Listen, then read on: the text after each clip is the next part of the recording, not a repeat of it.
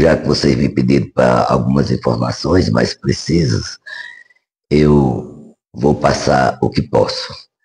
Tentar resumir. Meu nome é Maria Eridane de Araújo. Eu sou filho de Napoleão Batista de Araújo e de Salomé Figueira de Araújo. Minha formação superior é Direito, o curso de Ciências Jurídicas Sociais. Quando me formei em Direito pela Universidade Federal da Paraíba, advoguei em algum tempo, mas estudando para concurso. Fiz o concurso para Procurador Federal e passei 28 anos trabalhando em defesa do nosso país, da União. Minhas atividades como Procurador Federal sempre foi na área administrativa e financeira. Por quê? Porque tenho especialização em Direito Financeiro e em Direito Administrativo. Minhas atuações foram muito árduas, porque para defender desvio de dinheiro público e procedimento administrativo no país é muito difícil. Então, mas foi minha missão. Missão essa que sempre estava nos tribunais superiores, em Brasília, a nível do Brasil, eu sempre estava atuando, mas sempre radicada em João Pessoa. Depois que me aposentei, porque minha mãe faleceu no ano 2009, e eu vim cuidar do meu pai, porque ele não queria sair da terra. Fiquei 8 anos e 9 meses dedicado exclusivamente a ele. E ele me deu como missão a Serra do Vital. Por que a Serra do Vital? Porque meu pai foi uma pessoa extremamente ligada à tradição, à terra. Meu pai, combatente da Segunda Guerra Mundial, participou da tomada e retomada de Monte Castelo. Tá aqui nós temos aqui, por exemplo, a identidade quando ia para o campo de batalha, está ali dentro, nesse arquivo. Tem o diploma que quando terminou a guerra ele recebeu na Itália, e o texto que um alemão colocou na mão dele. Esse texto, o alemão, eles tinham vencido a cidade, e o alemão agonizando, o comandante dele mandou terminar de metralhar porque era um alemão, e ele insistiu em não fazer isso. E o alemão estendeu, botou a mão no bolso, deitado, já agonizando, e botou a mão no bolso e tirou. E botou na mão dele, e ele estendeu a mão para o alemão. E o amor falou mais forte, porque ele apertou a mão do meu pai, com o texto na mão do meu pai e na dele, e faleceu. Então, meu pai pediu ao comandante para trazer esse texto. Esse texto tem uma história. E eu tenho mais histórias aqui da guerra. Agora, meu pai também quando chegou da Itália, casou-se com minha mãe e construiu uma família de 7 filhos, de 9 filhos, sendo que só foram criados os 7, como ele dizia, Deus só permitiu os 7. Eu fiquei responsável pela Serra do Vital, porque quando minha mãe faleceu, ele mandou que eu vendesse o que fosse possível, e a herança da minha mãe eu comprasse a serra, porque aqui ele queria ser sepultado, e aqui ele fez. Isso aqui existe, não é iniciativa minha, foi uma missão que ele me deu. É uma história de família. Eu sou a 5ª geração, não adianta eu estar desmiuçando isso aí, porque destrinchar isso aí demanda muito tempo. E ele teve a iniciativa de fazer um túmulo para a família. A igreja, iniciativa da minha mãe ainda viva, porque ela era muito católica, são 5 gerações também em devoção à Imaculada Conceição. e a São Francisco de Assis, que é o santo da família do meu pai, o protetor.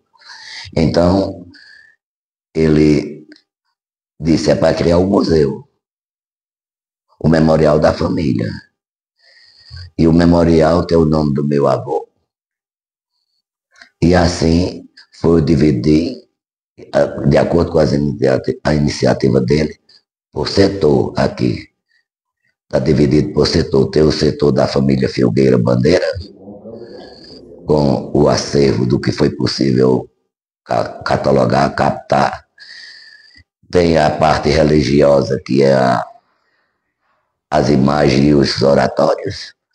E tem a parte da guerra e da política, ali que meu pai foi para a Segunda Guerra Mundial. Foi para a Segunda Guerra Mundial e também vice-prefeito, vereador por 2 vezes em São José de Piranha, e os registros estão ali calculados. Já que do outro lado nós temos o Recanto da Saudade e algumas relíquias da fazenda estão aqui e da família, e aqui eu sepultei também algumas pertences do meu irmão, da minha cunhada e do meu pai, que é muito importante estar ali, e os objetos religiosos da minha mãe.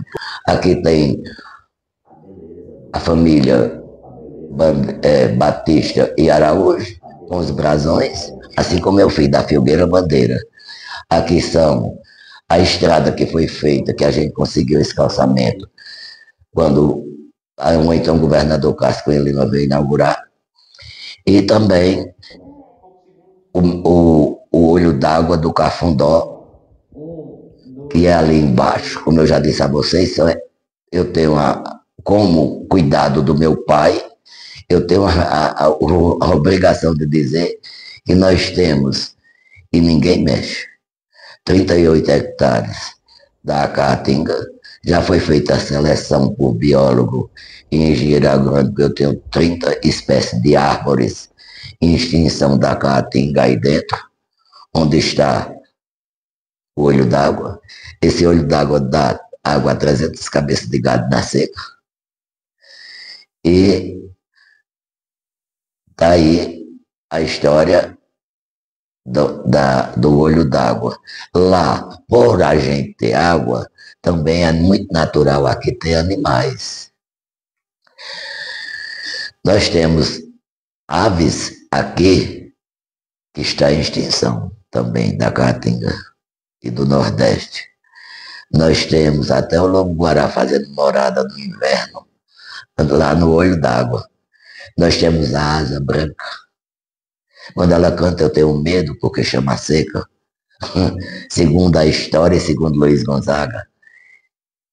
E nós temos aqui a família e as outras propriedades do meu pai, que foi também do meu avô paterno, que ficou na transposição de São Francisco para o governo. A minha preocupação é que meu pai me deu a missão e eu vou deixar para os meus sobrinhos, os que merecem, como dizia meu pai, e os que têm intenção de preservar, para cuidar disso aqui e isso aqui ficar uma área permanente de grandeza e amor à terra. Isso não é ostentação, isso é preservação, isto é amor à terra. Isso por missão, a capela e a fazenda. E a fazenda vai ficar, vou tentar deixar por sucessão a cada um suceder o outro. Ninguém pode vender, dar ninguém de fora, tem que ser tudo daqui. E volto a dizer, não é ostentação, é amor à terra. É a terra que nos dá tudo, certo? Sem contar que eu queria dizer a vocês que eu não fui filha de milionário, de barão. Não. Nós temos uma história. Inclusive, na minha época, quando eu era estudante, hoje vocês têm fiéis, tem uma merenda escolar, tem transporte. No meu tempo não tinha. Eu comecei andando 1,5 km a pé para ir para a escola ser alfabetizada. E não era por professor público, eram os fazendeiros, os donos de propriedade diziam que pagavam uma professora para nos alfabetizar. Nós não tínhamos merenda escolar, nós não tínhamos nada. Então, que isto que eu estou dizendo, que sirva de ânimo e de incentivo a vocês que hoje têm, as possibilidades são bem maiores. Bom, queria falar um pouquinho da geografia, ou seja, do que nós temos aqui. Às vezes o sertanejo, o homem do campo, não, isso é natural, que tenha medo, corre com medo da nossa região, porque é a região do semiárido. E corre daqui, achando que aqui a gente não tem como sobreviver. A subsistência daqui é muito importante. Isso, eu vou dizer um pouco do que tem aqui na Serra do Vital, do que tem aqui no meu local. Isso tem um pouco, mas isso serve para a região como um todo. Ou seja, aqui nós temos uma altitude que dentro do nosso campo aqui, tem local que dá 750 metros acima do nível do mar. Por ser beneficiado com a altura, nós temos um clima mais saudável. Nós temos, há épocas aqui que nós temos a noite de 16 graus a 22 graus. Olha, 16 graus em pleno sertão é uma riqueza. Sem contar que nós temos também, no curso de tudo isso, o nevoeiro baixa, a gente fica com aquela serração que você pensa que está nas Serras Gaúchas. É uma coisa maravilhosa. Então, nós temos aqui também a possibilidade, não tem água, o sertanejo corre muito daqui porque não tem água, não, é tudo muito seco. Para o biólogo e o geólogo sabe disso, nas frechas da pedreira, das pedras, em determinados locais dá água, sim. Mas pela falta de conhecimento ou falta de incentivo, o povo às vezes manda furar um poço, e porque a vazão dá 50 litros, ele, por dia, por hora, aí eles não instalam o poço. Não é verdade, porque quando você com a média de 1.000 litros de água por dia, você pode fazer a sua cultura de subsistência e ainda criar. Eu tenho exemplos de casos do Cariri, que eu acompanhei alguns amigos meus lá no Cariri, através de um grande amigo meu. Então, voltando aqui para a Serra, nós temos muita coisa aqui. E a beleza do pôr do sol, a beleza do nascer do sol, a beleza da paz, a beleza das aves cantando.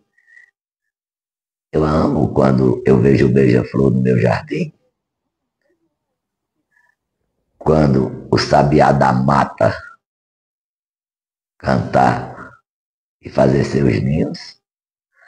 Então, tudo isso são riquezas. A Serra do Vital é rica. Nós temos o olho d'água do Cafundó, como eu já falei, que dá água a 300 cabeças de gado. É uma área preservada. Mas eu preservo muito porque evito o ser humano andar e devastar. Então, lá é recanto para os pássaros, recanto para os animais. Na Caatinga, a gente tem, o homem não tem cuidado de preservar as árvores. Eu tenho a secular aqui. Então, por meu pai amar a terra, foi que eu vejo isso na Serra do Vital. E apesar de ter tido uma vida bem urbana, eu não faço questão nenhuma e nem é sacrifício algum estar na Serra do Vital. E sempre à disposição Aqui tudo dá. Se você plantar aqui, o que você plantar em Aguá aqui dá. Você acredita que eu, por experiência, plantei morango aqui e deu? Agora precisa de aguar, precisa de cuidado, né? Eu não tenho tempo. Uva, que dá uva. Precisa de aguar.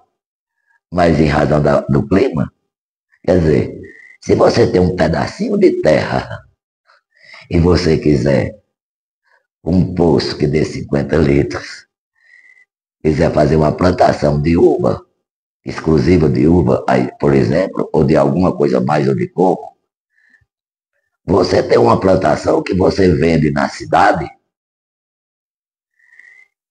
e compra o que aqui você não planta e que não dá. Então, aqui para mim é uma riqueza, é ponto turístico. É pena que as autoridades